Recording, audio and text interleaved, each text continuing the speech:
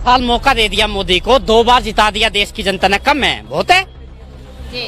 10 साल से ज्यादा देश में किसी की भी सरकार नहीं टिकनी चाहिए, नहीं तो फिर एमएलए, एमपी, सांसद, मंत्री सब में ईगो आ जाता, घमंड।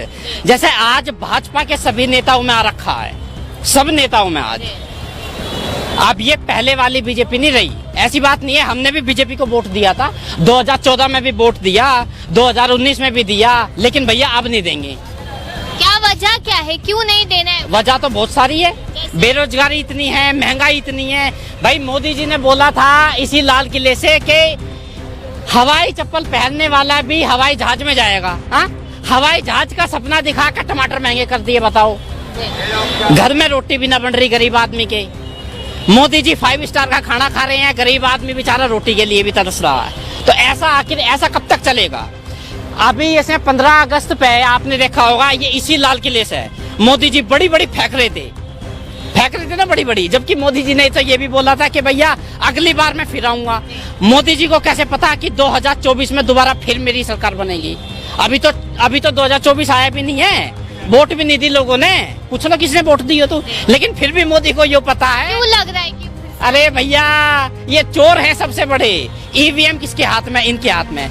2019 में आपने देखा होगा, 2019 में जब चुनाव थे तो हमारे 40 जवान मरे थे। पुलवामा हमला सबको पता होगा यहाँ। भाई उसमें पुलवामा हमले में 40 जवान जो मरे, RTX कहाँ से आया? RTX कहाँ से आया? अभी तक उसकी जांच नहीं हुई। सीधा मोदी सरकार ने पाकिस्तान के ऊपर उंगली उठा दी कि भैया ये सारा षड्यंत्र पाकिस्तान का है। पाकिस्तान के पता नहीं इन्होंने चौकी जलाई, क्या जलाया, क्या किया, क्या नहीं, अपना वोट बैंक बनाने के लिए। 40 जवान तो मर गए। देखो अब दोबारा फिर से 2019 की तरह 2024 आ चुका, लोकसभा चुनाव आने वाले हैं भैया। और सभी लोग ये याद रखना कि अब कोई भी हमला हो सकता है। हिंदू मुस्लिम तो होएगा। आज 5 बजे के बाद में अपने घर का टीवी चला लो, हिंदू मुस्लिम, हिंदू मुस्लिम, हिंदू मुस्लिम, कोई भी चैनल उठा कर देख लो। अरे भैया और कोई मुद्दा नहीं है क्या? देश में और भी बहुत मुद्दे हैं। हाँ, मणिपुर में 2 बहनों को निर्वस्त्र करके घुमा दिया, उनके ऊपर बात करो भाई। हाँ, उनके ऊपर बात करो। ये इसमें मेवात में हिंदू मुस्लिम के दंगे हो के बताओ। बीजेपी कह रही है कि हम हिंदुओं की हैं और हिंदुओं के ऊपर यहाँ अत्याचार हो रहा है। तो ऐसे भैया अब जनता इतनी पागल तो है नहीं कि फिर भी मोदी को ही वोट देगी। तो महंगाई 10 साल पहले नहीं थी, बेरोजगारी 10 साल पहले नहीं थी, हिंदू मुस्लिम 10 साल पहले नहीं होता था। इसीलिए तो मोदी को लाए थे कि आगे से नहीं होगा। अब इनके राज में भी यही हो रहा है, तो फिर क्या फायदा है ऐसे मोदी का? क्या फायदा है ऐसी भाजपा का? क्या फायदा है ऐसी एनडीए का? कोई फायदा नहीं है भाई, कोई जरूरत नहीं है। आप बहुत हो लिया मोदी जी, बहुत राज कर लिया। 10 साल कम नहीं होते हैं। मनमोहन सिंह जी भी 10 साल रहे, आपका भी 10 साल रहा। अब अपने घर जाओ। अच्छा, तो उम्मीद क्या लग रही है? अब मोदी जी को मौका नहीं देंगे, एनडीए को मौका नहीं देंगे, तो क्या फिर? और भी बहुत चाह रहे हैं ऐसी। देश में और कोई नेता ही नहीं है बीजेपी के अलावा, और कोई ना है। बहुत नेता है देश के पास में। देश की जनता जब मोदी को गुजरात से यहाँ दिल्ली ला के प्रधानमंत्री बना सकती है, तो और भी बहुत चाह रहे हैं हिंदुस्तान में। 140 करोड़ की आबादी है, 140 करोड़ की आबादी है। 10 साल मोदी जी ने राज कर लिया, बहुत है।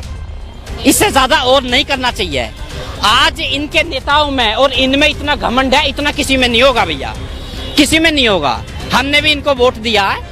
आज हमारे वहाँ के निगम पार्षद, एमएलए, सांसद बात भी नहीं करते हमसे, पूछते भी नहीं हैं। नहीं तो पहले दूर से हाथ जोड़ लेते थे। ये भारतीय जनता पार्टी के सांसदों की बात कर रहा हूँ मैं। बहुत ज्यादा ईगो आ चुका है। क्यों? जनता ने वोट दिया ना भाई, आंख बंद करके भरोसा कर रहे हैं इनके ऊपर। तो ये है ना, भरोसा कर रहे हैं। अभी भी उम्मीद है कि मोदी है तो मुमकिन है इस तरीके के नारे सुनने को मिलते हैं। अरे भाई वो तो है। अब एक बात बताओ, अब देश में दंगे कराएंगे। अब मान लो मेवात में दंगा हो रहा है, मेवात में दंगा कराने के बाद में इन्होंने भेज दिया बुलडोजर, तो लोगों को भरोसा तो हो ही जाएगा। हिंदुओं को भरोसा नहीं होगा भाई। 80% की आबादी है, 80% जनता है। अगर 80% हिंदुओं का दिल जीत लेते हैं तो सारी वोट तो मोदी को मिलेगी। बुलडोजर क्यों चल रहा है? इसीलिए तो चल रहा है। नहीं तो अगर बुलडोजर के ऊपर इतना ही विश्वास है, हाँ, तो भैया अमित शाह घर के ऊपर भी चला दो एक बार। भाई अमित शाह ने भी तो बहुत बड़े वो कर रखे हैं क्राइम, उसके घर भी तो बुलडोजर भेजो। ब्रिजभूषण के घर भी भेजो, भेजना चाहिए ना, नहीं भेजेंगे। अब ये स्मृति ईरानी है, इस समय सिलेंडर का रेट 1100 से ज्यादा है, 1100 के भी पार पहुंच चुका है। लेकिन स्मृति ईरानी आज भी घर में आराम से सो रही है, कोई फर्क नहीं पड़ता। पहले तो 800 रुपए का सिलेंडर था, जंतर मंतर पे आकर बैठ गई थी सिलेंडर के ऊपर, सिलेंडर के ऊपर बैठ गई थी। 400 का, हाँ 400 का था, 400 500 800 जितने भी थे, और आज 1100 के पार पहुंच चुका है। फिर भी स्मृति ईरानी को कोई फर्क नहीं पड़ता। स्मृति ईरानी तो आई थी, स्मृति ईरानी आई तो थी, लेकिन विपक्ष से तो कोई भी नहीं आ रहा। कहाँ आई थी स्मृति ईरानी? स्मृति ईरानी कहाँ आई थी? अब एक बार बताओ आप। ये इसमें पार्लियामेंट में इसने राहुल गांधी ने फ्लाइंग किस कर दिया है ना, कर दिया भाई, कर दिया, उसकी मर्जी है। खैर वैसे इसमें करना नहीं चाहिए, वो लोकतंत्र का मंदिर होता है पार्लियामेंट। और ये जो हमारी ये स्मृति ईरानी है, स्मृति ईरानी ने ढोल पीट दिया, गंदे गंदे इशारे कर रहा है राहुल गांधी, फलाना कर दिया, ढिकड़ा कर दिया। ये जब बीजेपी के नेता जब करते हैं, ब्रिजभूषण ने भी कुछ किया था, इसीलिए बहन बेटियां वहां बैठी थी जंतर मंतर पे 1 महीने तक। तो स्मृति ईरानी की चूं तक नहीं निकला मुंह से चूं तक नहीं निकला। आज स्मृति ईरानी ढोल बजा रखा है स्मृति ईरानी ने। हाँ भाई, क्या कह रहे हैं आप? नहीं कुछ बताइए। स्मृति ईरानी तो अपना सहेली का हस्बैंड से शादी करी है। और अरे भैया इनको चाहिए सिर्फ और सिर्फ पैसा, जहाँ पे पैसा है वहीं पे ये जाते हैं।